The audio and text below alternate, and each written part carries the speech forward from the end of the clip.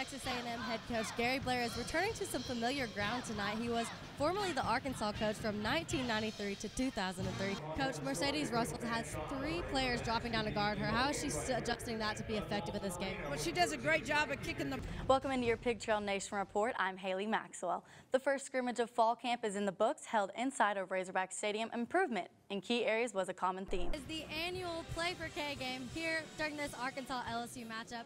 Both teams are in pink uniforms, pink shoes. My stat sheet today even got printed out on pink paper.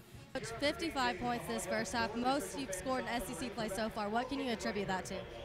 Well, we scored 2 more points than we scored the whole game at Mississippi State. Prosper so far tonight is 5 from 7 from the three-point line, which marks her 3rd consecutive game hitting 3 or more three-pointers. What was the difference between first and second quarter just offensively?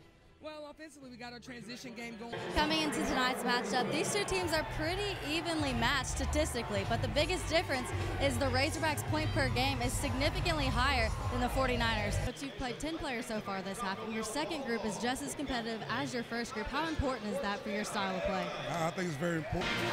Arkansas picked earlier in the year to finish 6th in the SEC, and today the SEC Coaches Poll for first and second teams was released. 2 players for Arkansas making to the second team, Daryl Macon and Jalen Barford. Now, Daryl Macon says that he uses this as motivation for the rest of the season, being picked as second team. He says that he wants to do better than what people expect of him and his teammates. Coach, UTA scoring majority of their points in the paint and free throw line. How did you adjust from first quarter to second quarter to combat that? Well, I'm not sure we can do anything about them being 6'5". Arkansas not allowing Fresno State to set up their half-court offense with their full-court press, and the result of that has been bad shooting for the Bulldogs. The Bulldogs came into this game shooting over 50% from the three-point line, and tonight they're shooting under 25%. Extremely uncharacteristic for Fresno State.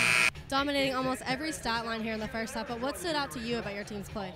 Thank you, Brett. This is ORU's head coach Paul Mills' first season at Oral Roberts, and his first season as an NCAA Division I head coach.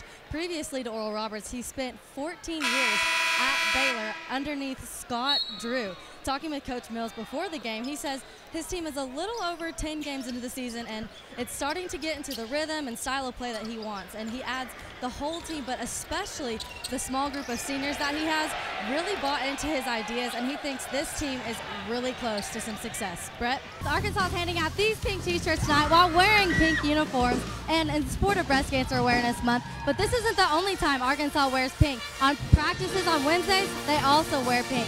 Coach Jason Watson instituted this because of his love for the movie Mean Girls. Welcome back to Fayetteville. Sanford and Arkansas have met twice before, but this is their first matchup inside of Bud Walton Arena, although Sanford head coach Scott Padgett is pretty familiar with this arena, having played here twice in his college career at Kentucky. Interesting enough, Scott Padgett faced up against Razorback assistant coach Scotty Thurman during his impressive years here as a Hog. That's right, Josh. Coach Terry says that he thinks his team has to get back into their aggressive defense to be back in this game. That means creating stops on defense and taking it the other way with valuable possessions. Now, Coach Terry thinks offensively his team has missed a lot of open shots and needs to be strong with the ball. So continue to look for aggression on both ends of the court for Fresno State this half. Well, it has been the Daniel Gafford show here late in the second half, and Mike Anderson tells us this week they have made subtle adjustments to Gafford's defense to avoid fouling.